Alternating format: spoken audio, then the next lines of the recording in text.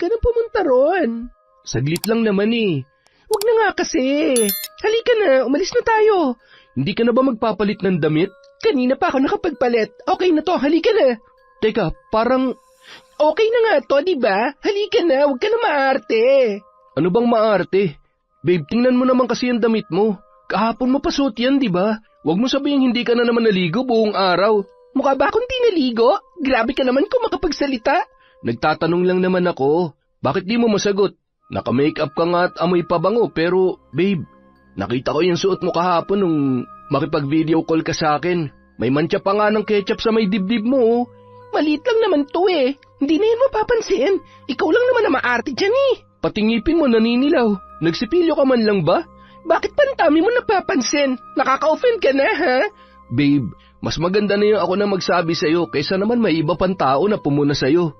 Please, makinig ka naman oh. Ayusin mo naman ang sarili mo, babe. Tingnan mo nga tong unit mo, oh. Parang hindi mo pa yata nalilinisan mula nung lumipat ka. Sabihan mo lang ako kung kailangan mo ng tulong. Kahit hindi na tayo kumain sa labas ngayon, maglinis na lang tayo rito para maging komportable ka. Bakit ba nakikialam ka? Komportable ako rito. Hindi naman ako maarte kagaya mo eh. Kaartehan ba yung tawag mo sa kalinisan? Babe naman, wala akong masamang intensyon sa sinabi ko.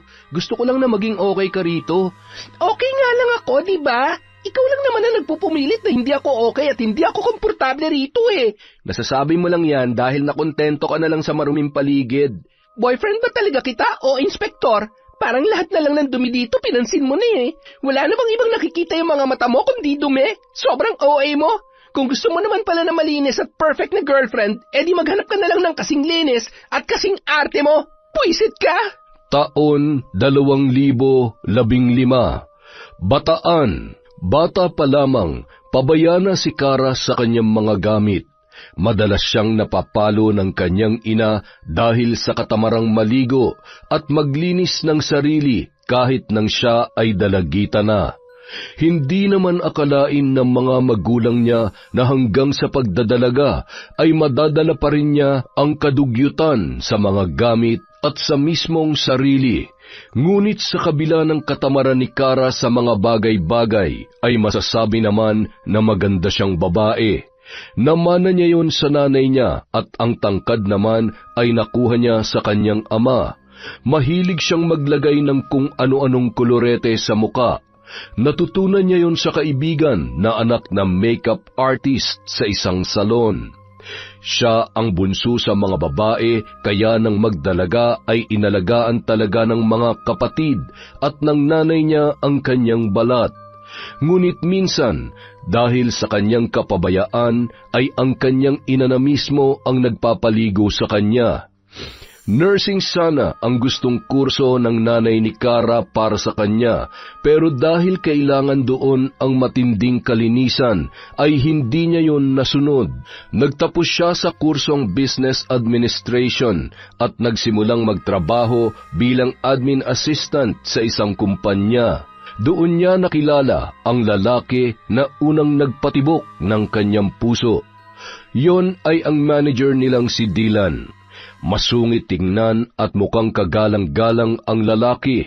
Madalas yon maging laman ng mga kwentuhan sa opisina dahil hindi lamang si Kara ang tagahanga noon. Gustuhin mang ipakita ni Kara ang interes kay Dylan ay hindi niya magawa dahil batid niya na marami siyang karibal. Tiyak na pagtutulong-tulungan siya ng mga katrabaho na halos maglaway na sa binata kapag nalaman ng mga yon na may isa sa kanila ang sumubok na magtapat ng paghanga. Ngunit bukod pa ron, isa rin sa inaalala ng dalaga ang malaking pagkakaiba nila. Lalo na kung pagdating sa kalinisan na madalas ding problema sa kanya ng kanyang kapatid na si Kayla. Kara, gaano ba kahirap para sa'yo magtapon ng basura mo ng tama? Bakit na naman ba ate? Yung napkin na pinagreglahan mo, nakakalat sa harap ng bahay.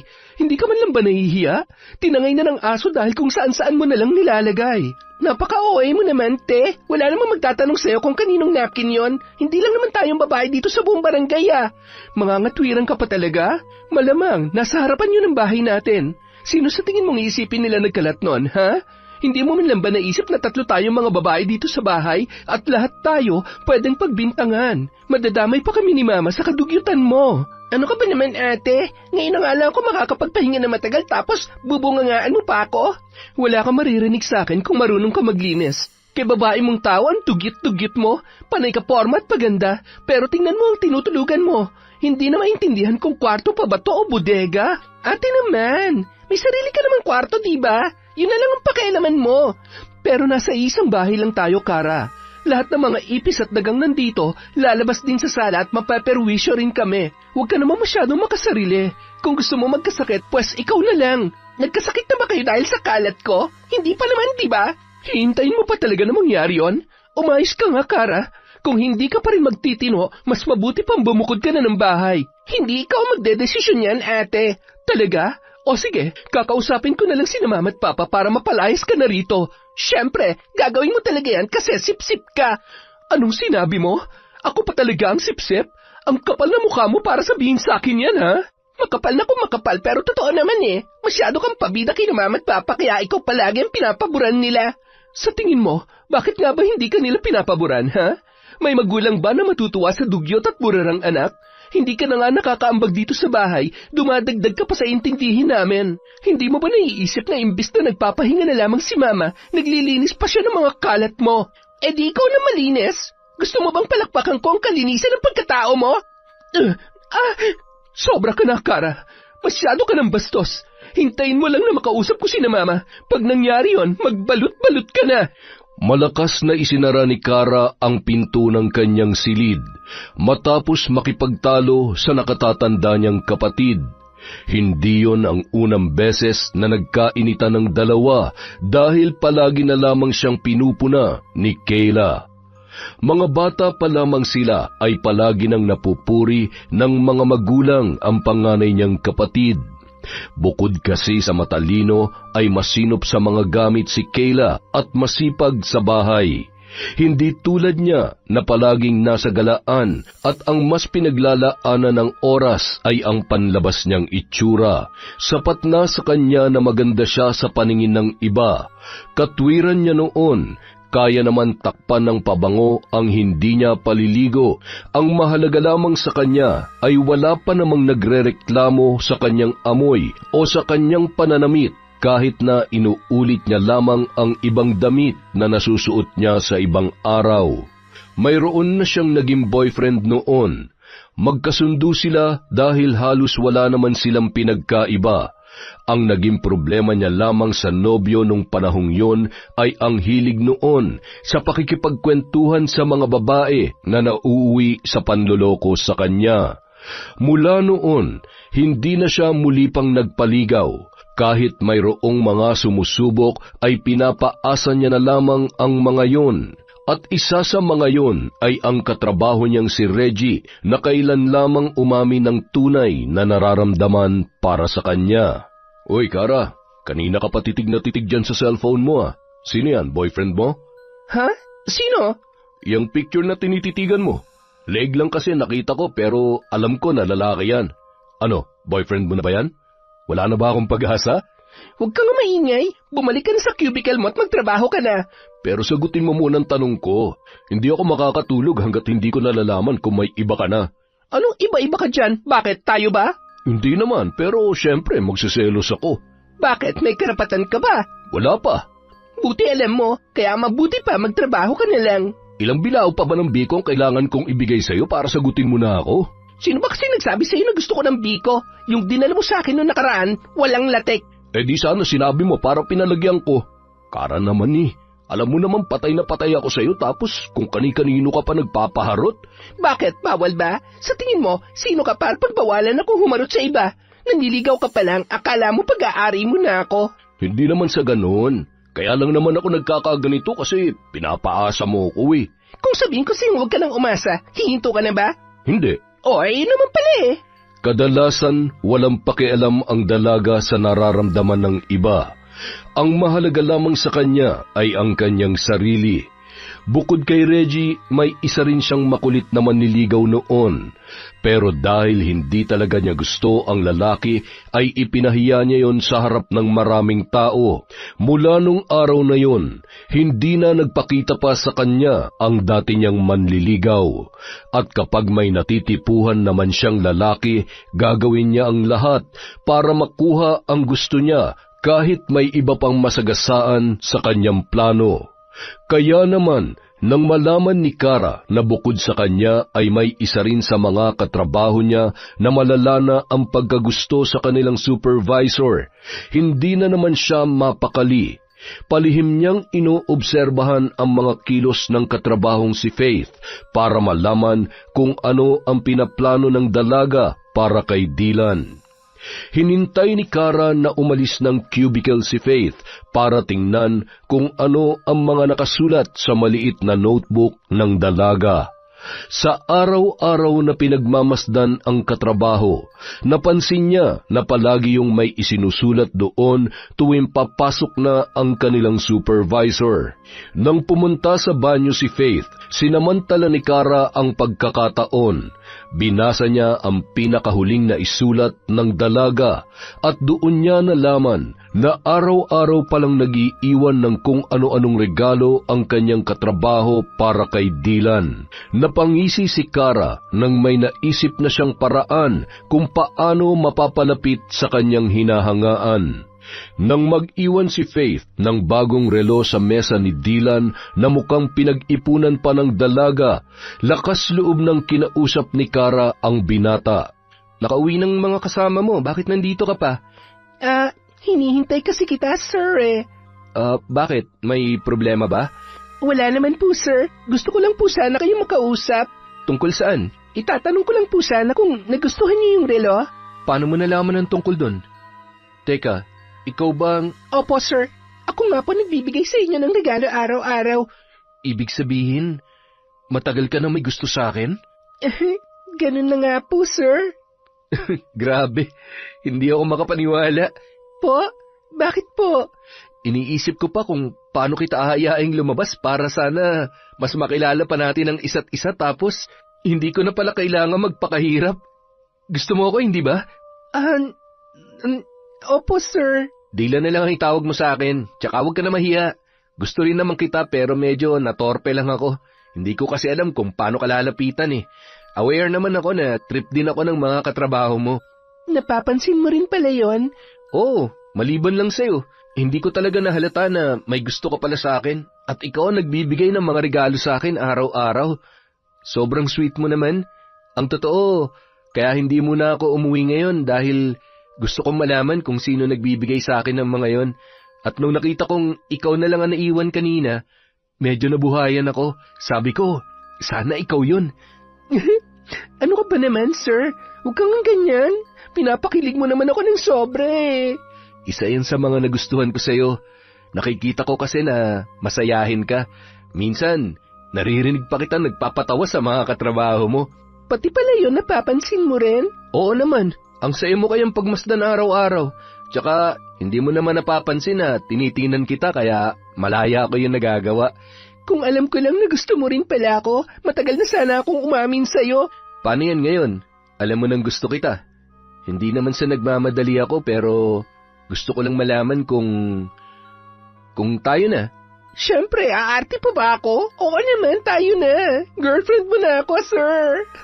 Lingid sa kaalaman ni Kara, ay dinig na dinig noon ng katrabaho niyang si Faith ang naging usapan nila ni Dylan. Kaya naman nang pumasok siya kinabukasan ay hinila siya ng dalaga bago pa man siya dumiretso sa opisina para makapag-usap silang dalawa. Kinumpronta siya ni Faith sa pag-aangkin niya sa mga regalo na ibinibigay noon kay Dylan.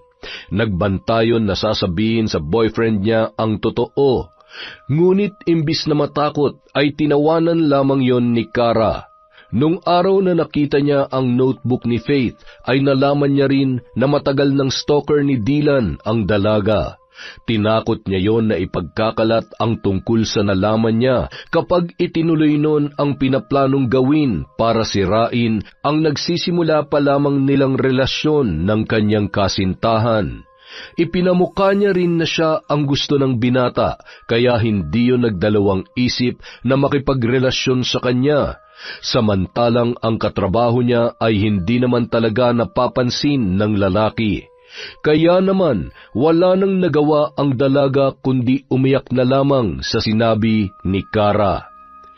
Kinabukasan, hindi na pumasok sa trabaho si Faith. Nalaman na lang niya na nag-resign na pala yun at lumipat na lamang sa ibang kumpanya. Samantala, nagpasya naman sila ni Dylan na ilihim na lamang sa kanilang mga katrabaho ang kanilang relasyon para hindi sila magkaroon ng issue. Isa pa, ipinagbabawal din doon ang makipagrelasyon sa katrabaho, lalo na sa mas mataas ang posisyon sa kanila. Ngunit kapag tapos na ang oras ng trabaho, halos hindi na sila mapaghiwalay pa, at hindi rin akalain ni Kara na agad siyang ipapakilala ng binata sa nanay noon na si Teresa. Ang ganda-ganda niyo naman po. Mukha po kayong artista. Ay nako, walera pala tong girlfriend mo, anak. Honest lang po ako. Ay, baka maniwala na talaga ako niyan, ha? Sa susunod, ma'am, baka humingi na yan ng allowance. Binobola na kayo eh. Huwag po kayong maniwala sa anak niyo, tita. Pero tanong ko lang po, anong skincare niyo? Tubig at dasal lang, iha. Ay, gusto ko yung humor niyo, tita, ha? Mukhang magkakasundo po talaga tayo. Ang mabuti pa kumain na kayong dalawa. Naghanda ako ng pagkain para sa inyo. Sabi ni Dylan, paborito mo raw ang sinigang, kaya yun ang niluto ko. Ang sweet niyo naman po, tita. Ako, hindi ba ako sweet? Ako kayo nagsabi nun kay mama. Mamaya na lang kita pupurihin kapag tayong dalawa na lang para magantihan ko rin ang sweetness mo. Ay, kaya lalo akong nahuhulog sa iyo eh. Eh di mahulog ka lang, sasaluhin naman kita palagi. Sa kabila ng masayang araw ni Kara nang makilala ang ina ng kanyang nobyo, kabaligtaran naman noon ang nangyari pag-uwi niya sa kanilang bahay. Naabutan na lamang niya ang mga gamit niyang nakaempake na at nakahanda na sa sala. Nang tingnan niya ang cellphone niya, saka niya lamang nakita ang ilang tawag ng kanyang ina na hindi niya nasagot. Nang buksan niya ang messages, saka niya lamang nalaman na pinapaalis na pala siya ng mga magulang para matuto na siyang mamuhay ng mag-isa. At alam niya kung sino ang may kagagawan noon. Ano to, Ate Kayla? Nagbidabidahan ka na naman ba kina Mama at Papa? Huwag mong sabihin na hindi mo pa nabasa ang mga text sa iyo ni Mama. Tinatawagan ka rin niya kanina pero hindi ka sumasagot. Nabasa ko na, pero hindi pa rin ako aalis dito. Wala ka na magagawa. Kinandado ko ng kwarto mo. Nalinis ko na nga kaya makakahinga na kami ng maluwag dahil wala ng dugyot dito sa bahay. Bawiin mo lahat ng mga sinabi mo kina Mama. Bakit ko naman gagawin yon? Mas maganang buhay namin kung wala ka na rito. Pabigat ka lang naman sa bahay na to kaya mas maganda kung mawawala ka na. Kakausapin ko si Papa. Kung ikaw nagagawa mong mapaniwala si Mama, pues sa akin naman si Papa. Huwag ka nang umasa, Kara. Nakapag-usap na sila ni Mama. Pumayag si Papa dahil sinulsulan ko siya. Sabi ko, panahon na para matuto ka namang tumayo sa sarili mo mga paa. Tutal, ayaw mo rin namang tumulong sa mga obligasyon dito sa bahay. Puro sarili mo lang ang iniisip mo. At alam mo kung anong sinagot ni Papa? Sabi niya, mabuti pa nga raw kung gano'n ang gagawin nila para matuto ka dahil matanda ka na raw. Pero ikaw, kausapin mo pa rin siya kung gusto mo pang makasiguro. Kaya lang, sa pagkakaalam ko, imposible na magbagong isip niya. Buisit ka talaga! At mas lalo ka pa mabubwisit sa akin kung hindi ka pa aalis dito. Kaya kung ako sa'yo, umalis ka na. Para kahit magkalat ka man ng kadugyutan sa ibang lugar, wala na kaming pakialam. Tandaan mo to, Ate Kayla. Kahit ano mangyari sa'yo, pati na rin kina Mama at Papa, huwag na huwag kayong hihingi ng tulong sa akin. Wow! Para namang maaasahan ka talaga. Huwag ka mag-alala, baka ikaw pang humingi ng tulong sa amin dahil hindi ka namin kailangan, okay? Kaya umalis ka na at huwag ka na magpapakita pa sa amin. Dahil ayaw na rin ng mga magulang ni Kara na bumalik pa siya sa kanilang bahay, napilitan na siyang kunin ang mga gamit at maghanap ng malilipatan. Pero dahil paggabi na rin noon ay nanghingi na siya ng tulong sa nobyong si Dylan, pinatuloy naman siya ng binata sa bahay kahit isang gabi lamang. Kinabukasan, Hindi na muna siya pumasok sa trabaho para maghanap ng malilipatan. May nakita naman siyang malapit sa trabaho, kaya lamang ay masyadong masungit ang landlord na si Mang Gustavo at maraming patakaran sa mga nangungupahan. Pero dahil wala na siyang panahon para maghanap pa ng ibang malilipatan, ay pinatus niya na yun. Nangako na lamang siya sa matanda na susunod sa mga patakaran kahit na ang totoo ay wala naman siyang pakialam doon. Nakakainis talaga. Kung hindi lang dahil sa bida-bida kong kapatid, nandun pa sana ako sa bahay namin. Hayaan mo na. Baka nga mas makabuti rin sa'yo kapag nagsosolo ka na. Hindi ka na nila pwedeng pakialaman sa kung ano man ang gusto mong gawin. Hindi naman yun ang kinakainis ko eh. Palagi na lang ang Kayla na yun ang pinapaboran ni Mama at Papa. Isang sabi lang niya, naniniwala na agad sila. Hindi man lang nila ako kinakausap. Tama ba yun na pagdating ko sa bahay nakahanda na lahat ng mga gamit ko? Ni hindi man lang ako binigyan ng pagkakataon para makahanap ng mauupahan. Kinailangan ko patuloy umabsent para makahanap ng malilipatan. Huwag mo na masyadong isipin na nangyari. Ayaw mo ba nun? Makakapunta na ako sa'yo kahit hindi ka magpaalam sa mga magulang mo. Sa bagay, basta lagi mo akong pupuntahan ha. Siyempre naman. Ngunit matapos ang unang pagbisita ni Dylan sa inuupahan ni Kara ay hindi na muli pang umulit ang binata. Ilang beses yung tinanong ng dalaga pero palaging umiiwas doon ang lalaki. Inisip na lamang niya na baka hindi yun komportable sa maliit na silid kaya hindi niya na pinilit pa. Samantala, habang tumatagal ay unti-unti na ring napapansin ni Dylan ang pagiging pabaya ng dalaga.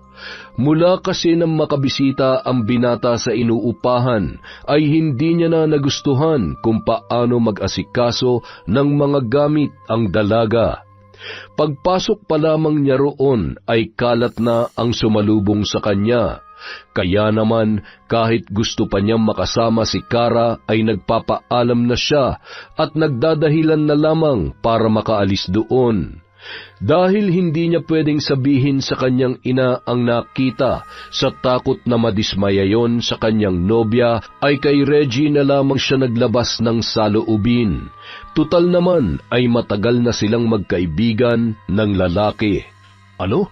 Kayo ni Kara? Oo nga. Pasensya na kung ngayon ko lang nasabi. Ang gusto niya kasi ilihim na lang daw muna namin sa mga katrabaho natin. Alam mo naman, bawal ang office romance. Pero kailan pa naging kayo? Actually, magto 2 weeks pa lang naman kami, pero ipinakilala ko na siya kay Mama. Kung ganon, legal na pala kayong dalawa. Oo, ganun na nga. Di ko alam na si Kara pala yung sinasabi mo na nagugustuhan mo dati dito sa opisina. Si Glyza kasi ang madalas mo nakakausap eh. Halata naman na may gusto sa akin si Glyza kaya lagi akong kinakausap. Kaya lang, di ko naman siya type eh. Pero kahit hindi ko siya gusto, kinakausap ko pa rin na maayos kapag lumalapit siya sa akin. Eh di, congrats na sa inyo, pre. Oh, bakit ganyan? Parang may kasamang pait ang pag-congrats mo. Teka, huwag mo sabihin na may gusto ka kay Kara. Sira ulo. Wala, di ko lang talaga inaasahan na magiging kayo. Eh sige, sinabi mo eh. Pero may sasabihin sana ako sa'yo. Sa atin lang to ah. Ano yun? Alam mo kasi, ay, paano ko ba to sasabihin? Parang ang awkward naman. Tungkol ba kay Kara? Paano mo nalaman? Eh siya naman talagang pinag-uusapan natin kanina pa. Ah, oo nga pala no. Oo, tungkol sa kanya. Pero, pre huwag mo talagang ikukwento to sa iba. Sus, para kang sira. Kailan ba ako nagkwento sa iba? Kung hindi mo pa nga ako kinausap, malamang panis ng laway ko dito. Sige na nga, eto na. Meron kasi ako napapansin kay Kara. Ano yun? Parang nag-uulit-ulit lang siya ng damit eh. Oh? Eh, tol, normal naman ang mag-ulit ng damit, di ba? Kahit naman tayo, ganun din eh. Hindi yun ang ibig kong sabihin. Ganito kasi yun. Nung Huwebes, inaya akong kumain sa labas si Kara. Sa pagkakaalala ko, natalsikan ng konting milk tea yung suot niyang inner. Kulay puti ang suot niyang top, tol. Kaya kitang-kita talaga yung kahit maliit na talsik lang. Kapag nilabhan mo yun, kahit kusot lang, mawawala yun. Pero kanina nung pumasok siya, yun ulit ang suot niya. Tapos, nandun pa rin yung mancha ng milk tea. Parang hindi niya nilabhan. Napansin mo pa talaga yun? Tol, alam mo naman ako, di ba? Masyado akong conscious sa pananamit at kalinisan ko. Kaya ganun din ako sa mga taong nakakasama ko. Anong gusto mong palabasin? Na may pagkadugyot yung girlfriend mo? Tol, seryoso ka ba? Girlfriend mo yun tapos nagkukwento ka ng ganyan tungkol sa kanya? Alam ko namang girlfriend ko siya. Kaya nga sa'yo ako nagsabi kasi alam ko mapagkakatiwalaan kita. Tsaka hindi lang kasi yun ang napansin ko eh. Nung pinuntahan ko siya sa inuupahan niya, grabe tol, puro kalat. Pagpasok ko pa lang doon, nakita ko ng mga damit niyang sabit-sabit kung saan-saan. Pati hinubad niyang panty, pare nasa sofa lang. Tama ba yun? Yung lababo niya, puno ng hugasin. Ginagapangan na ng mga ipis, tapos nagluto pa siya ng pagkain namin. Hindi man lang niya hinugasan na maayos yung kawali, basta niya nalang binasa sa gripo. Ay, grabe, parang natroma ako sa nakita ko nung araw na yun.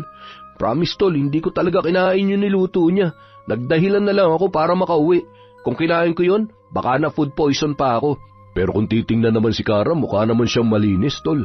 Pucha tol, scam yan. Isang malaking scam ang panlabas niyang kaanyuan. Pero kung oobserbahan mo siya, madidismaya ka talaga. Dahil ba dyan, hindi mo na siya gusto?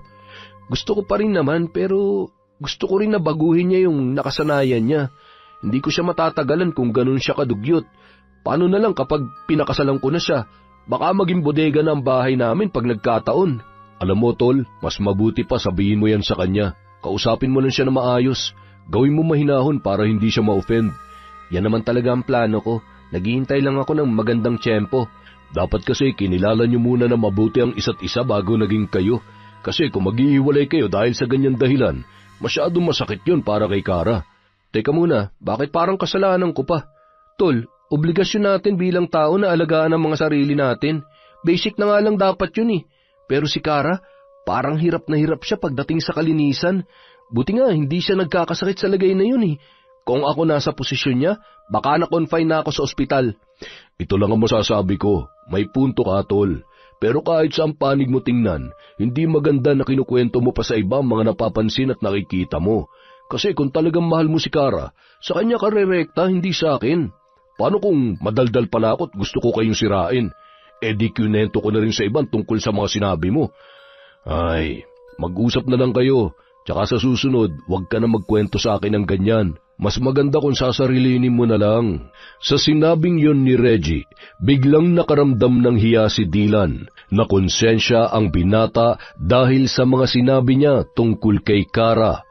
Mabait at marunong naman makisama ang kanyang nobya. Kalinisan lang talaga ang nagiging problema ng dalaga. Kaya naman habang hindi niya pa nasasabi ang tungkol doon, ay bumawi na lamang muna siya. Iniwasan na lamang niya na pumunta sa inuupahan ng kanyang kasintahan. Inaaya na lang niya yon na kumain sa labas at mamasyal para doon ubusin ang kanilang oras. Hinahatid niya yon pauwi pero hanggang gate lamang siya at hindi na pumapasok pa sa loob ng bahay. Nang mga panahon na yon, akala naman ni Kara ay matatahimik na ang buhay niya nang mapalayo sa kanyang kapatid na si Kayla. Wala na kasing nagbubunganga sa kanya tuwing umaga at wala na ring nagrereklamo sa kanyang mga kalat. Ngunit isang umaga, nagulantang na lamang siya habang nanonood ng pelikula nang biglang kalampagin ng landlord ang pinto ng kanyang unit. Mang Gustavo naman, atakihin ako sa puso sa lakas ng pagkatok niyo sa pinto eh. May sunog po ba? O baka naman lumilindol tapos hindi ko lang nararamdaman. Walang sunog o lindol, iha. Pero ang kadugyutan mo, umaalingaso sa buong bahay. Talakketok din pala tong matandang to eh. May sinasabi ka ba? Ang sabi ko po, anong kalat po bang tinutukoy ninyo? Nagmamaang-maangan ka pa. Ikaw lang naman ang bukod tanging tenant ko rito na wala sa ayos sa mga basura. Nakakakita naman ang dalawang mata mo pero parang invisible sa iyo ang mga kalat sa likuran ng bahay na ito. Alam mo, miss, kung hindi mo kayang panatilihin ang kalinisan dito, hindi ako manghihinayang na paalisin ka. Pero wisyo ka sa matagal ng nangungupahan dito. Alam niyo ho, kalalaki niyong tao, masyado kayong mabunganga. Talo niyo pang ate ko eh. Wala akong pakialam kung sino pa man ang ate mo. Ayusin mo mga basura mo dahil kung hindi mo yung gagawin, maghanap ka na ng ibang malilipatan. Teka, dahil sa basura pa, alisin niyo ako? Ang lupit niyo naman. Bakit? Hindi ba't binigyan kita ng kopya ng mga patakaran ko rito? Mukhang hindi mo naman binasa eh. Kaya kung wala kang pakialam, wala rin akong pakialam sa opinion mo. Hindi porket nagbabayad ka ng renta ay pwede ka na maging salaula. Hindi kasama sa binabayaran mong paglilinis dito kaya matuto ka magkusa. Nandadamay ka pa ng ibang tenant. Oo, nalilinisin ko na. Gawin mo na lang. Mas maganda kung aaksyonan mo na agad. Wala akong tiwala dyan sa salita mo. Taing-taing naman ho kayo eh. Pwedeng sandali lang. Huwag kayong mag-alala mamaya. Hindi nyo na makikita ang basura ko. Sa susunod, basahin mo na mabuti ang patakaran ko rito para walang nagre-reklamo. Mahiya ka naman sa mga nauna sa'yo. Hindi mo ba nakikita ang paligid nila? Malinis. Wala kahit isang plastik na nakakalat. Pero ikaw namamaho ng likuran ng unit mo. Kung tatagal ka pa rito, gagastos pa ako para ipalinis ang buong bahay dahil sa pag-aasik mo ng kadugyutan. Grabe naman ho kayo kung makapagsalita. Malinis din ho ba pati budi nyo? Huwag kayong ganyan. Baka magpakita agad sa inyo si San Pedro. Bastos ka! Nauna ho kayo. Sobra kayong magsalita eh. Nang dahil lamang sa basura parang ininsulto nyo ng buong pagkatao ko. Dahil sa reklamo ng landlord, napilitan na si Kara na ayusin ang kanyang mga basura. Ngunit sa kabila ng ginawang pagkilos ay hindi pa rin niya matanggap ang mga sinabi sa kanya ni Gustavo. Hindi naman niya yung kaano-ano, ngunit nakatanggap pa siya ng masasakit na salita. Mas matatanggap pa sana niya yon kung magulang niya ang matanda. Kaya naman para makaganti ay nakaisip muli ng masamang plano ang dalaga. Palihim siyang nagmanman sa bahay ni Gustavo na naroon lang din sa loob ng compound. 4 kasi ang unit doon at 2 metro lamang ang layo sa isa't isa. Kaya nang liparin ng hangin ang mga basura niya ay napunta yon sa kabilang unit. Nasa pinakadulo naman ang bahay ng kanilang landlord at yun din ang may pinakamalawak na harapan ng bahay. Nang gabing yun, pasimple niyang sinilip sa bintana ang bahay ni Gustavo. Malinis yon kahit nag-iisa lamang ang matanda. Marahil ay masipag talaga yon sa kabila ng edad niya, kaya halos mahiya na lamang ang alikabok sa mga gamit mula sa sala hanggang kusina. Pag-ikot niya sa likuran ng bahay, doon niya napansin na hindi naglalak ang matanda ng pinto sa may kusina. Napangisi siya na makaisip ng paraan kung paano makakaganti sa mga masasakit na salitang binitawan noon sa kanya. Tingnan ko lang kung kakayanin ng sikmura mong gagawin ko sa iyong matanda ka. Ang dami-dami mong sinasabi sa akin. Pwes, hindi ka na makakapagsalita kapag natikman mo ang batas ng tinatawag mong dugyot. Nang sumunod na gabi, pinasok ni Kara ang kusina ni Gustavo. Dinukot niya mula sa bulsa ang nakaplastik na dumi ng daga na nakuha niya sa mga gamit niya na maghalungkat siya ng kwarto. Dinurog niya ang natutuyong dumi para hindi yun basta-basta mahalata kapag nilagay niya sa pagkain. Sakto naman noon na nakaluto na ang matanda. Binuksan niya ang kawaling naglalaman ng adobong manok. Mukhang yon ang ulam ng kanilang landlord sa hapunan. Nakangisi niyang ibinudbud doon ang kanyang dala at bahagyang hinalo ang ulam para hindi yon mahalata. Heto ng special ingredient para sa masarap mong hapunan, Mang Gustavo. Enjoy!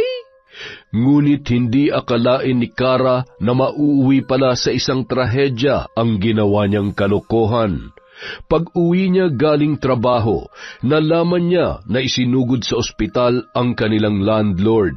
Nakibalita siya sa kapwa tenant, ngunit wala pa ring alam ang mga yon kung ano ang nangyari sa matanda. Hanggang sa may isang nakapagsabi na inatake raw yon sa puso. Ngunit iba ang kanyang kutob sa tunay na nangyari. Kinabukasan, nabalitaan na lamang ni Kara na wala na si Mang Gustavo. Namatay raw ang matanda sa ospital, ngunit hindi sinabi ng kaanak na pumunta roon ang dahilan ng pagkamatay noon. Tulala si Kara nang pumasok sa trabaho dahil naman ang isip niya ang nangyari. Pag-uwi niya noon ay nakaburol na si Mang Gustavo. Takang-taka naman ang kanyang nobyo na nagpasyang ihatid siya sa bahay sa pag-aakala na masama ang kanyang pakiramdam.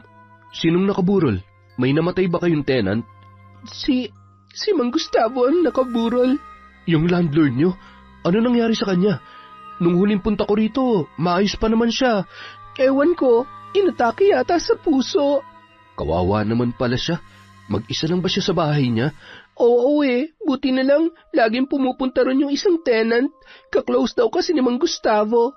Pagpasok daw sa bahay, nakita na lang siya na nakabulagta sa kusina. Puro suka pang araw sa sahig Teka, sabi mo, inatake sa puso? Bakit sumuka si Mang Gustavo? Hindi kaya food poison yun? Hindi ko alam. Yun kasi ang sinabi sa akin ng isang tenant. Hindi ko na rin inalam ang totoo nangyari. Di naman kasi kami close nun Mainit nga lagi ang ulo sa akin ni Mang Gustavo Talaga? Bakit naman? Ha? Ewan. Hindi ko alam. Napapangitan yata sa akin kaya ganun. Sumilip kaya muna ako ron. Saka magbibigay na rin ako ng konting abuloy. Bakit? Close ba kayo? Ikaw naman, mga close lang ba ang dapat bigyan ng abuloy pag namatay? Huwag ka nang pumunta ron. Saglit lang naman Huwag na nga kasi. Halika na, umalis na tayo. Huwag ka nang pumunta ron. Saglit lang naman Huwag na nga kasi. Halika na, umalis na tayo. Hindi ka na ba magpapalit ng damit? Kanina pa ako nakapagpalit. Okay na to, halika na. Teka, parang... Okay na nga to, diba? Halika na, huwag ka na maarte. Ano bang maarte? Babe, tingnan mo naman kasi ang damit mo. Kahapon mo pa suot yan, diba? Huwag mo sabihin hindi ka na naman naligo buong araw. Mukha ba akong di naligo? Grabe ka naman kung makapagsalita.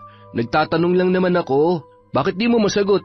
Naka-makeup ka nga at amoy pabango pero, babe, nakita ko yung suot mo kahapon nung makipag-video call ka sa akin. May mantsa pa nga ng ketchup sa may dibdib mo. Maliit lang naman to Hindi na yan mapapansin. Ikaw lang naman na maarte dyan Pati ngipin mo naninilaw. Nagsipilyo ka man lang ba? Bakit pa ang dami mo napapansin? Nakaka-offend ka na, ha? Babe, mas maganda na yung ako na magsabi sa'yo kaysa naman may iba pang tao na pumuna sa'yo.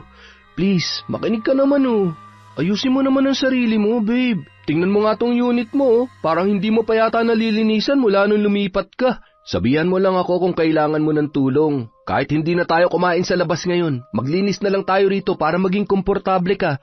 Bakit ba nakikialam ka? Komportable ako rito. Hindi naman ako maarte kagaya mo Kaartehan ba yung tawag mo sa kalinisan? Babe naman, wala akong masamang intensyon sa sinabi ko. Gusto ko lang na maging okay ka rito. Okay nga lang ako, diba? Ikaw lang naman na nagpupumilit na hindi ako okay at hindi ako komportable rito Nasasabi mo lang yan dahil nakontento ka na lang sa maruming paligid. Babe, alam mo ba kung bakit hindi ako kumain ng niluto mo nung unang punta ko rito? Kasi hindi malinis yung mga ginamit mo sa pagluluto. Tingnan mo, hanggang ngayon, hindi ka pa rin nakakapaghugas ng mga kinainan mo.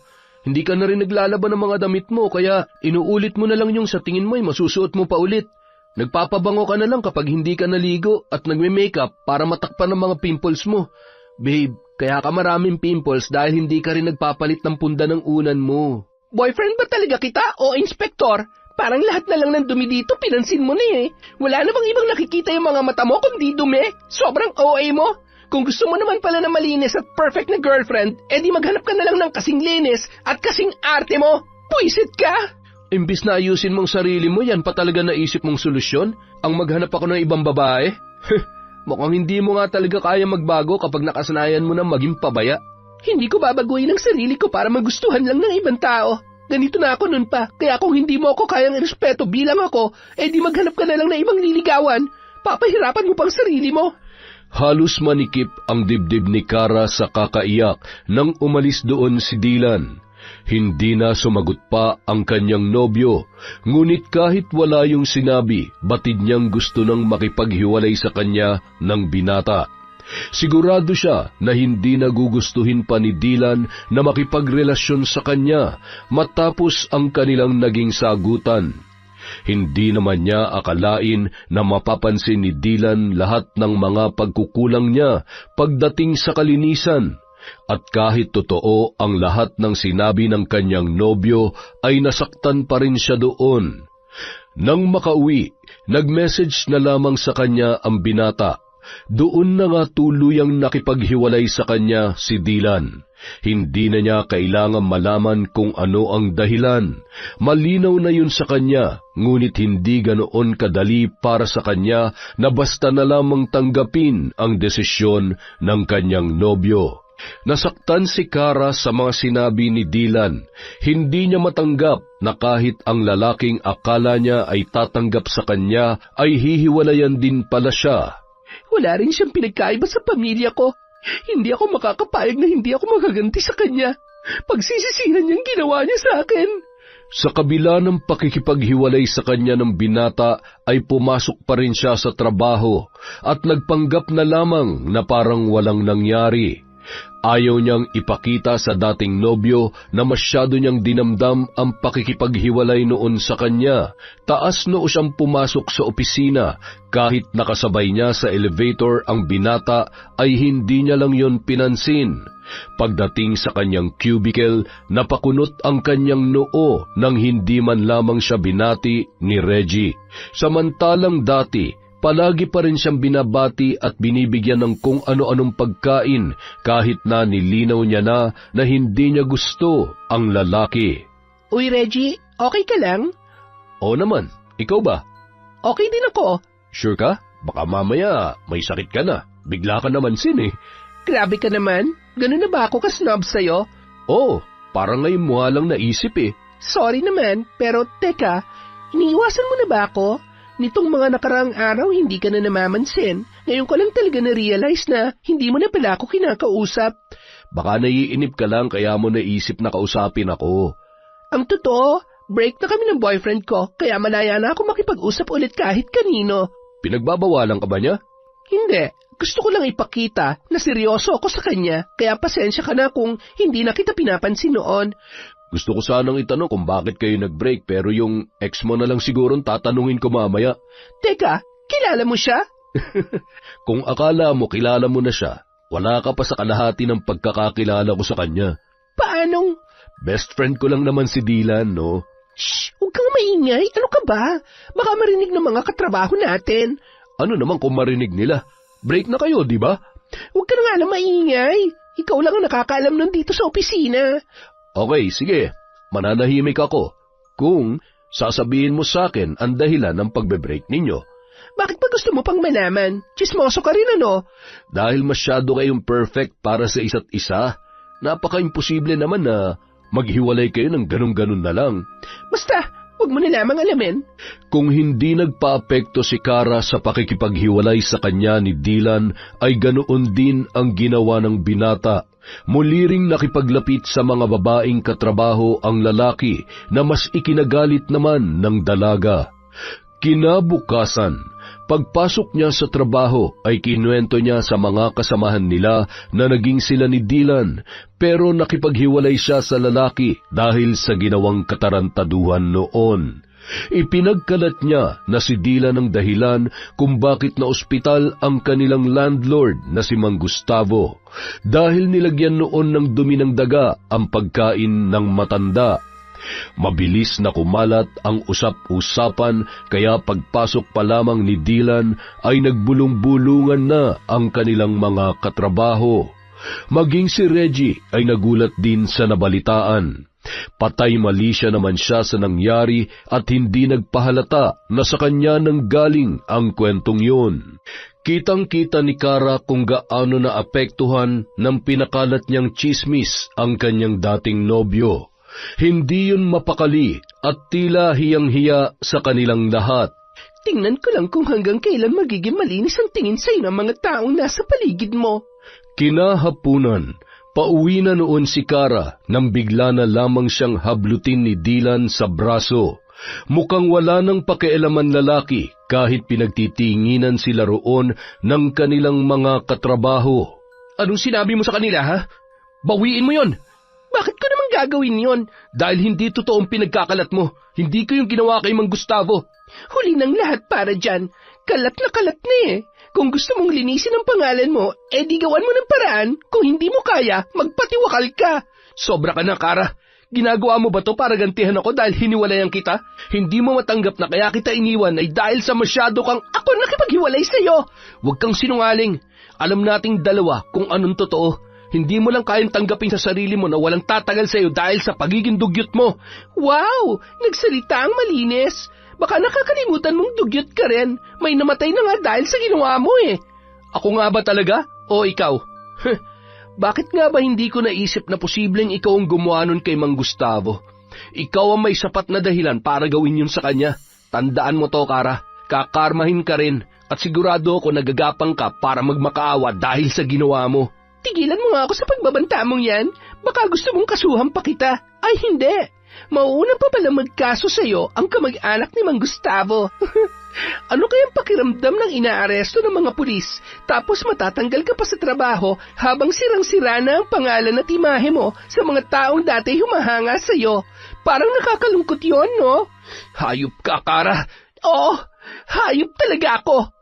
Yun na ang naging huling pag-uusap ni Kara at Dylan dahil matapos ang araw na yun ay hindi na pumasok pa sa trabaho ang binata, dala ng matinding kahihiyan. Mas lalo kasing lumala ang usap-usapan sa opisina at pinagtatawanan na rin yun ng mga katrabaho nila, maliban lamang kay Reggie na hindi natuwa sa ginawa ni Kara. Ganun na ba katindi ang galit mo kay Dylan? Para siraan mo siya ng ganun sa katrabaho natin? Alam mo malaki ang nawala sa kanya, Kara. Makonsensya ka naman kahit konti. Pinaghirapan niya na makuha ang posisyon sa trabaho, tapos mawawala lang lahat ng yun dahil sa paninira mo na wala namang katotohanan? Paano mo naman sabing hindi yung totoo, ha? Nandun ka ba nung mangyari ang katarantaduhang ginawa niya? Please lang, Reggie, huwag mo nang pagtakpan ng kaibigan mo. Hindi ko siya pinagtatakpan. Gusto ko lang protektahan ng reputasyon ng kaibigan ko, dahil alam kong hindi niya magagawa ang binibintang mo sa kanya, Kara. Ang tindi mo rin no? Ganyan ka ba talaga kasama?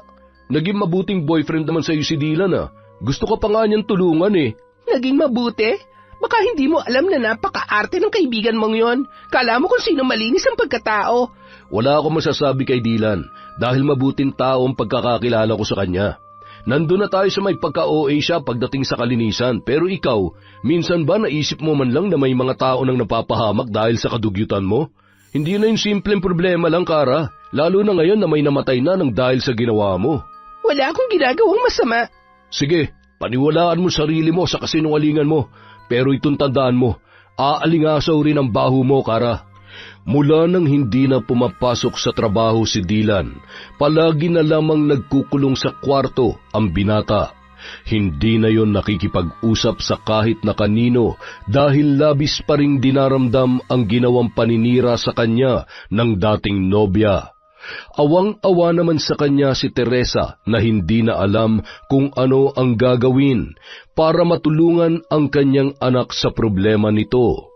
Gustuhin mang linawin ng ginang ang ikinalat ni Kara na tsismis ay wala namang maniniwala sa kanila. Kinabukasan, nagpasya na si Teresa na puntahan si Kara sa inuupahan para kausapin tungkol sa ginawang paninira sa kanyang anak. Naabutan niya naman noon ang dalaga na abala sa pagsiselfie sa harap ng paupahan pagdating niya roon. Kara, pwede ba tayong mag-usap? Ay, kahapon si Reggie ang kumausap sa akin. Ngayon kayo naman. Tita, please lang, kung tungkol lang to kay Dylan, huwag na kayo mag-aksaya ng panahon. Talaga bang hindi ka man lang nakukonsensya sa ginawa mo sa anak ko? Alam mo ba kung ano naging epekto sa kanya ng ginawa mo? Huwag na nga kayo magdrama dito. Kung ano man ang pinagdaraanan niya, wala na ho akong pakialam doon. Hiwalay na kami, hindi ho ba? Tsaka kasalanan niya naman kung bakit yun nangyari sa kanya. Kaya kung pwede ho, tantanan niyo na ako. Walang kasalanan ng anak ko. Hindi totoo ang binibintang mo sa kanya. Isa pa po kayo Bakit? Nandun din ba kayo na mangyari yon? Pareho lang kayo ni Reggie. Bawiin mo mga sinabi mo tungkol sa kanya at linisin mo ang pangalan ng anak ko. Baka sakaling mapatawad pa kita. Hay tita, hindi ko naman hinihingi ang kapatawaran nyo. Kara naman, isipin mo naman ang pinagsamahan natin. Naging mabuti rin ako sa'yo at tinuring kita na parang sarili ko na ring anak. Kung galit ka kay Dylan, gawin mo na lamang to para sa akin. Sige na, Kara, nagmamakaawa ako sa'yo. Sorry tita, pero hindi ko kayang gawin ang hinihiling niyo sa akin. Tsaka, huwag niyo nang gamitin sa akin ang pinagsamahan natin dahil nakisama lang talaga ako sa inyo noon. Wala na ba talagang kabutihang natitira dyan sa puso mo? Meron, tita, pero hindi yun para sa inyo ni Dylan, kaya umalis na lang kayo. Wala kayong mapapala sa akin. Nasabi ko na mga dapat kong sabihin, hindi ko nakasalanan kung dinamdam ng anak niyo nangyari sa kanya. Binigyan kita ng pagkakataon, Kara. Pero pinatunayan mo lang sa akin na hindi ka karapat-dapat na patawarin sa ginawa mo. Kapag may nangyari sa anak ko dahil sa paninira mo sa kanya, pagbabayarin kita. Sa hindi maunawa ang dahilan, biglang kinilabutan si Kara sa klase ng tingin na ipinukul sa kanya ni Teresa ng mga sandaling yon matapos siyang pagbantaan. Hindi na siya nakapagsalita pa hanggang sa makaalis ang ginang. Hinabol na lamang niya yon ng tingin habang papalabas ng compound. Ngunit kinagabihan lamang, nahimasmasan na rin si Kara sa ginawang pagbabanta sa kanya. Imbes na itama ang ginawa niyang paninira kay Dylan, ay mas lalo niya pa yung pinalala. Sunod naman niyang ipinakalat na may namamagitan kina Dylan at sa sarili nitong ina. Ayoko na sanang ilabas pa to pero hindi nila ako tinitigilan sa pagbabanta nila sa akin. Kitang-kita ng mga mata ko na naghahalikan sila mag-ina. Nang imbitahan ako ni Dylan sa bahay nila, imbis na ako ang tabihan niya, doon siya umupo sa tabi ng nanay niya. Alam niyo ba, sinadya kong ihulog ang hawak kong tinidor dahil medyo nagdududa na ako noon sa kanilang dalawa. At nung yumuko ako sa may ilalim na mesa, nakita ko si Dylan na hinihipuan ng nanay niya. Kadiri sila mag-ina. Tapos ngayon, ang lakas pa ng loob nila na pagbantaan ako na parabang napakalinis ng pagkatao nila. Hay, ang kakapal na mukha. Napangiti na lamang si Kara nang mapaniwala niya ang kanyang mga katrabaho sa panibago niyang paninira kay Dylan at sa ina nitong si Teresa. Siniguro din niya na makakarating yon sa dating nobyo. Ngunit sa hindi inaasahang pangyayari, nakarating sa kanya ang balitang nagpatiwakal ang binata dahil hindi na nakayanan ang pinagdaraanan noon. Nakita mo bang ginawa mo, ha? Masaya ka ba na may isa na namang namatay dahil sa kagagawan mo? Napakasama mo, Kara. Karmahin ka sana ng malala. Dapat sa kagaya mo hindi na binubuhay eh. Hindi ko naman nakalain na magpapakamatay si Dylan. So ano, hindi mo na naman kasalanan? Nakakagago ka na eh. Matapos mong sirain ang kaibigan mo, sa tingin mo inosente ka pa rin? Putya, pati si tita dinamay mo pa? Anong klase kang tao, ha? Tao ka pa ba sa lagay na yan? Sagad sa buto ang kademonyohan mong hinayupak ka. Hoy, wala kang karapatang kausapin ako ng ganyan. Alam mo, kung kaya lang kitang isumpa, matagal ko nang ginawa. Ni wala ka man lang naramdaman kahit kaunting pagsisisi. Hindi ko naman nakalain na aabot pala si Dylan sa pagpapakamatay ah. Ang gusto ko lang naman, pagsisihan niya mga sinabi niya sa akin. Yan ang problema sa'yo. Masyado kang makasarili. Puro sarili mo lang ang iniisip mo. Kapag nasaktan ka, gusto mo kaagad makaganti dahil ayaw mong tumanggap ng puna mula sa ibang tao, kahit na totoo naman ang sinasabi nila. Huwag ka nang magpanggap na parang napakabuti mo, Kara, dahil kahit malayo ka pa, umaalingaso ng nabubulok mong pagkatao. Dahil sa natanggap na balita, hindi nagawang makatulog ni Kara. Unti-unti na siyang nilalamon ng konsensya dahil sa ginawa niyang paninira kay Dylan at sa nanay nito. Hindi niya inaasahan na hahantong din yon sa isang trahedya, tulad na nangyari kay Mang Gustavo. Sa takot na muling sugurin ni Teresa, ay kaagad siyang nag-empake ng mga gamit para bumalik sa kanilang bahay. Nagmakaawa siya sa mga magulang para makabalik doon. Humingi rin siya ng tawad sa kapatid na si Kayla at kinumbinsiyon. Bagamat hindi pa rin natutuwa ang kanyang ate sa pagbabalik niya, ay nakinig na lamang yon sa kanilang mga magulang na nagdesisyon na magsama-sama na lamang silang muli bilang isang pamilya. Ngayong nandito ka na ulit, sana naman matuto ka na maglinis para hindi na kita bubungangaan araw-araw. Ate please, wag ngayon. Wow, so kailan pala pwede? Kapag trip mo lang makinig? Kung hindi mo babaguhin ang ugali mong yan, malaking problemang idudulot yan sa'yo. Nangyari na nga ate. Ha? Anong ibig mong sabihin? Wala. Doon na muna ako sa kwarto para makapag-ayos na ako ng mga gamit ko. Sus, Kala mo naman talaga mag-aayos siya ng gamit. Sigurado akong titingnan mo lang ang mga yan hanggang mamaya, hanggang sa maiwan mo na lang at pabayaan. Pagsapit ng hating gabi, nanatiling nakatulala si Kara sa mga gamit niyang hindi niya pa naayos sa kanyang silid. Hindi niya alam kung paano siya magsisimula gayong masyadong okupado ang isip niya dahil sa nangyari sa dating nobyo. Hindi niya maitatanggi na mahal pa rin niya ang binata, ngunit dahil sa nagawa niyang paninira ay hindi lamang isang buhay ang kanyang nasira. Sa pagkawala ni Dylan, siguradong matindi ang galit ni Teresa sa kanya at natatakot siya sa posibleng gawin ng ginang para siya ay maparusahan. Ayaw niyang makulong. Wala pa siyang napapatunayan sa pamilya niya at puro sakit sa ulo pa ang kanyang ibinibigay. Hindi niya alam kung paano tatanggapin ng mga magulang niya ang katotohanan na may 2 buhay na nawala dahil sa kagustuhan niya na makapaghiganti. Ilang sandali pa, natigilan si Kara nang biglang magpatay-sindi ang ilaw sa kanyang kwarto. Napatayo siya mula sa kanyang kinauupuan. Napakurap-kurap siya at biglang kinabahan. Maya-maya pa, muntik na siyang mapasigaw nang bigla na lamang lumitaw ang figura ng isang lalaking nakatayo sa may pintuan ng kanyang banyo. Nakatalikod yun sa kanya kaya hindi niya mamukaan. Sino ka? Paano ka nakapasok dito? Ngunit hindi sumasagot ang lalaki. Naghintay siya ng ilang sandali bago nagpasyang lapitan yon. Ngunit nakakailang hakbang pa lamang siya nang bigla yung humarap sa kanya. Nanlaki ang kanyang mga mata at hindi kaagad nakakilos nang tumambad ang blangkong muka noon. Bumaba ang tingin niya sa itim na marka sa leeg ng lalaki na tila ba bakas ng lubid. Lumakas ang kabog ng kanyang dibdib. Muli niyang tiningnan ng lalaki. Hindi! Imposible! Hindi ikaw si Dylan! Muli siyang napasigaw nang tumulo ang pulang likido mula sa ulo ng lalaking walang muka. Pumatak yun sa sahig at umagos patungo sa kanyang mga paa. Nanginig ang buong katawan niya sa takot nang maramdaman ang likidong dumampi sa kanyang balat. Ilang sandali pa, muntik na siyang panawan ng ulirat nang lumapit sa kanya ang lalaki at mahigpit na hinawakan ang kanyang leeg. Unti-unting nanikip ang kanyang dibdib. Nang bitawan siya ng lalaki, ay bumagsak siya sa sahig habang sapu-sapo ang kanyang dibdib. Habol hininga pa rin siya ng mga sandaling yon. Patay-sindi pa rin ang ilaw, ngunit makalipas ang ilan pang sandali ay tuluyan ng dumilim ang buong paligid.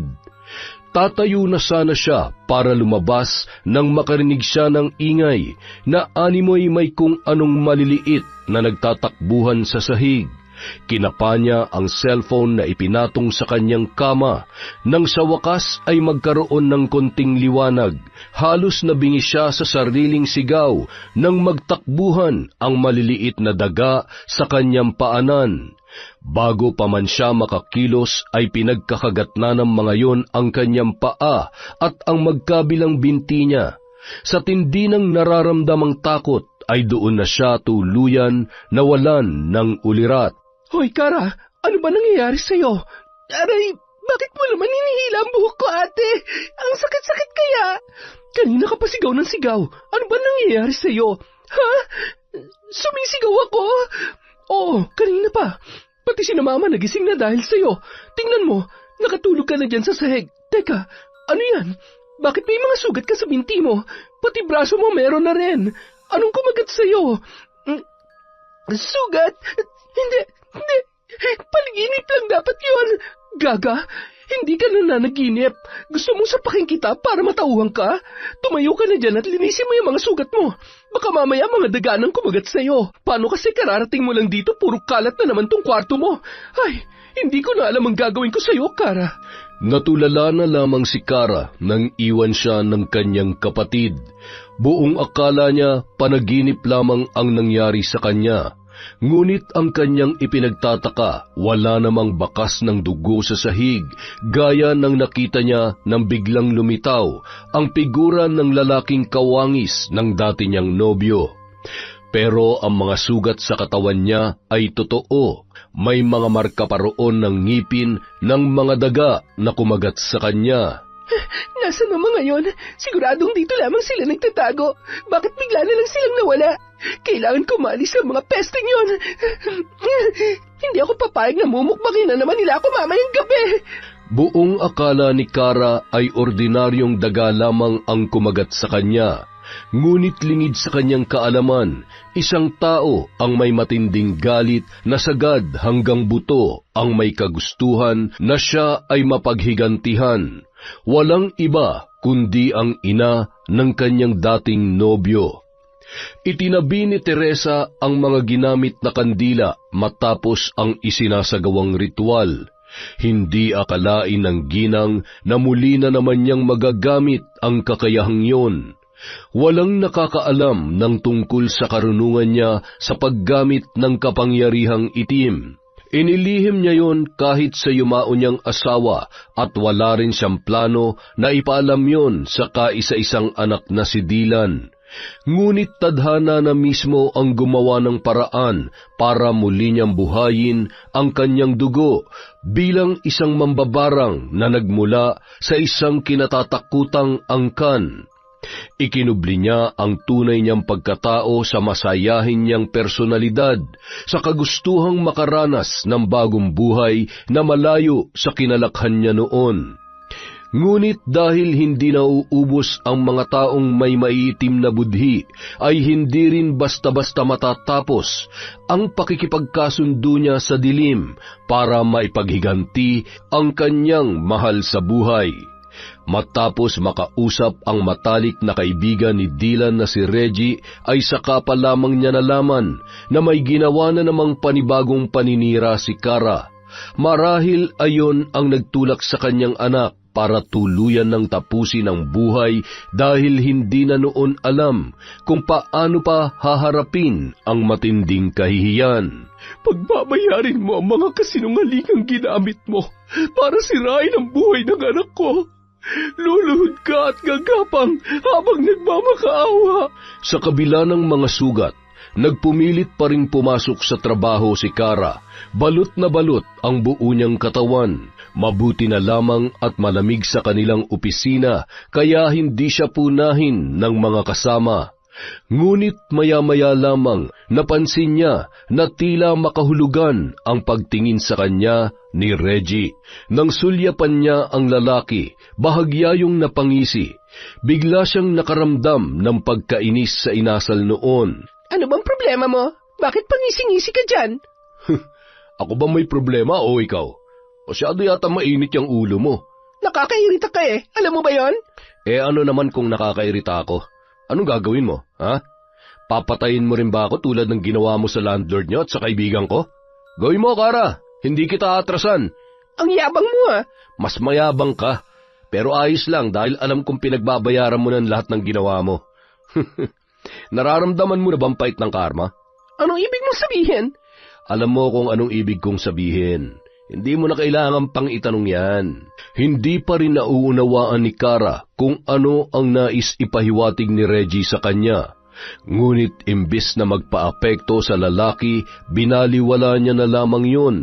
Ngunit kahit anong gawin niyang pagtuon ng atensyon sa trabaho, hindi siya mapakali sa kanyang upuan dahil sa paghapdi ng mga sugat na kumikiskis sa suot niyang damit. Pag-uwi niya ng bahay, halos masuka siya nang umalingasaw ang masangsang na amoy ng kanyang mga sugat.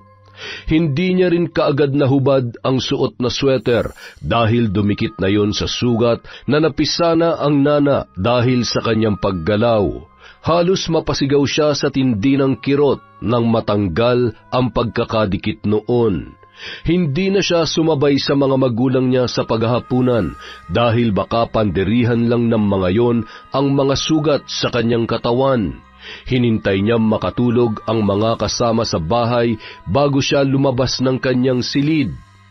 Pagpatak ng 12:00 ng gabi, Matutulog na sana si Kara nang biglang umihip ang napakalamig na hangin. Napakunot ang kanyang noo nang makarinig siya ng bulong mula sa kung saan. Nagpalinga-linga siya sa buong silid, ngunit hindi niya matukoy kung saan yon nagmumula. Ilang sandali pa, sumigid ang matinding kirot mula sa kanyang mga sugat. Nang sulyapan niya ang kanyang binti, nagkaroon ng malaking bitak sa gitna ng bawat sugat na yon. At mula roon, naglabasan ang maliliit na uod. Napatili siya at wala sa sariling pinaghampas ang binti niya sa pag-aakala na mawawala ang mga yon. Mas lalo pang dumami ang mga uod sa kanyang sugat at gumapang na yon patungo sa kanyang muka. Patakbo siyang nagtungo sa banyo para banlawan ng tubig ang kanyang muka, ngunit ni isa sa mga yon ay hindi man lamang natanggal sa kanyang balat. Makalipas ang ilang sandali, umabot na ang mga uod hanggang sa kanyang mata. Mariin siyang napapikit para hindi makapasok ang mga yon. Nagtiis na lamang siyang mangapa habang papalabas ng banyo. Ngunit sa pagpapatuloy niya sa pangangapa, hindi niya namalayan na nakalabas na siya ng kanilang bahay. Sa kanya lamang yon napagtanto nang sinubukan niyang idilat ang kaliwa niyang mata. Ha? Paano ko napunta rito?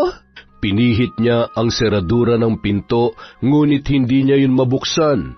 Maya-maya pa, naramdaman na niya ang mga uod na nagpupumilit na pumasok sa nakadilat niyang mata.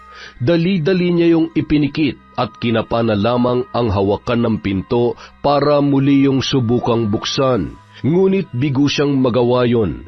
Kinalampag niya ang pinto at nagsisigaw sa pagbabaka sakali na maririnig siya ng mga magulang o ng kanyang kapatid na si Kayla, ngunit tila walang nakakarinig sa kanya.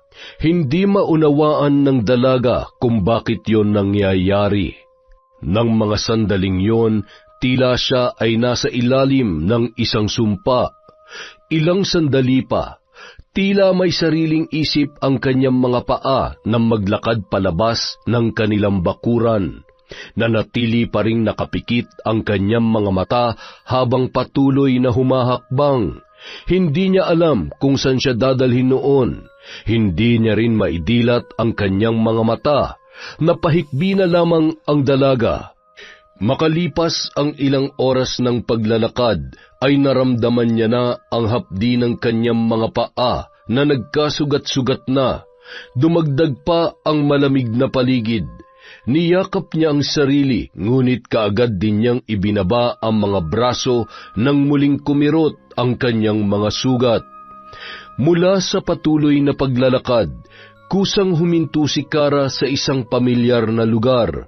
Doon niya idinilat ang kanyang mga mata at hindi na inalintana ang mga uod na nagpupumilit na sumiksik sa kanyang mga talukap. Ha? Anong ginagawa ko rito sa bahay ni Nadilan? Kaagad na nasagot ang mga katanungan niya nang bumukas ang pinto ng bahay sa kanyang harapan. Mula roon, lumabas si Teresa na blanko ang ekspresyon habang nakatitig kay Kara. Tita, kayo po ba ang... Oo, ako ang may kagagawan na nangyayari sa iyo ngayon. Ano, nahihirapan ka na ba? Nararamdaman mo na ba ang hirap na ipinaranas mo sa anak ko? Tita, patawarin niyo na po ako. Pakiusap, tulungan niyo po ako mawala ng sakit na nararanasan ko ngayon. Hindi ko naman po ginustong mawala si Dylan. Kung hindi mo siya ginustong mawala, hindi mo sana siya sinaktan. Patawarin niyo na po ako, tita. Pinagsisisihan ko na po lahat ng ginawa kong paninira kay Dylan. Patawarin niyo na po ako. Alam kong humihingi ka lang ng kapatawaran ngayon dahil nahihirapan ka na sa sitwasyon mo. Paano kung komportable ka pa rin, ha? Maiisip mo bang humingi ng tawad at pagsisihan ang mga paninirang ginawa mo? Kung kinakailangan ko pong pagbayaran sa ibang paraan ang nagawa ko, tatanggapin ko po, tita. Patawarin niyo lamang po ako. Ayoko na po ng ganito, parang awa niyo na. Sa kagustuhang mapatawad ay lumuhod si Kara sa harapan ni Teresa. Niyakap niya ang mga paa ng ginang habang lumuluha at nagmamakaawa. Hindi ko alam kung kaya pa kitang patawarin, Kara.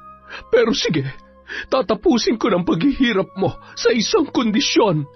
Sabihin niyo lamang po, tita. Gagawin ko po kahit na ano. Linisin mong pangalan ng anak ko at isa lang ang paraan para magawa mo yon. Panagutan mo ang mga nagawa mong kasalanan. Pumayag si Kara sa kondisyon ni Teresa. Hindi niya maintindihan kung paanong nagbago ang isip niya sa loob lamang ng isang gabi. Ngunit isa lamang ang malinaw sa kanya. Nakakatakot ang naging karanasan niya dahil sa sumpa ni Teresa at hindi niya nagugustuhin pang maranasan yon kahit kailan. Inamin ni Kara na siya ang naglagay ng dumi ng daga na siyang nakasama sa kondisyon ni Mang Gustavo. Gaya ng inaasahan, nagsampa ng kaso sa kanya ang kamag-anak ng matanda. Binawi na rin niya ang mga sinabi niya tungkol kay Dylan at nilinis ang pangalan ng dating nobyo.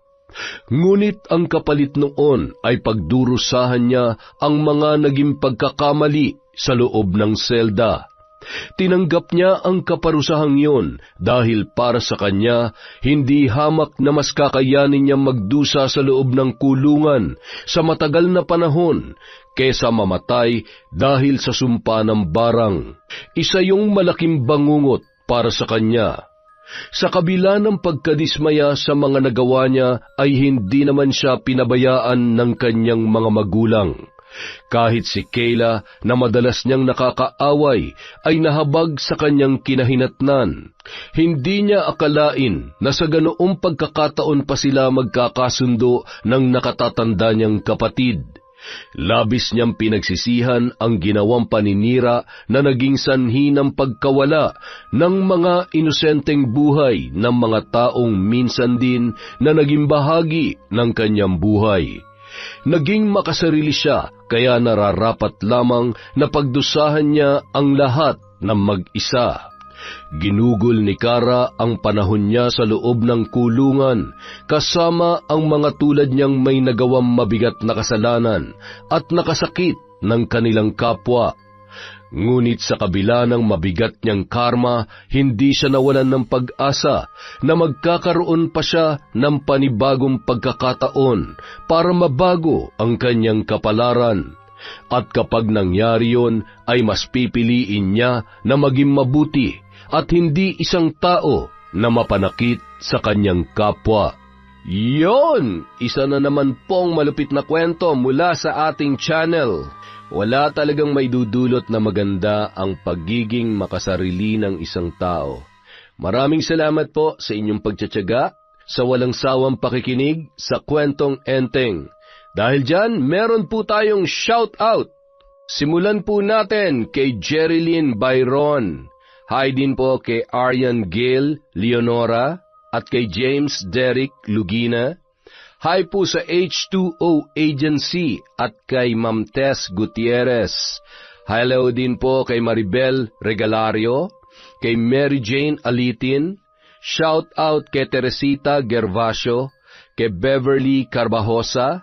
Hello po kay Jerlyn Arbado. Shout out kay Norsen TV, kay Kane Third Lang, J-Best Lagro at BF Noli Lacorte from Lean Kaunes. Hi po sa Dubalan at Daklitan family from Cliven Dubalan. Shout out po kay Miko, Ann, Kate, Pipe, Hana, Audrey, JD, Nico, Sabi, Santi, Gab at Carmel from Lea Gawaran.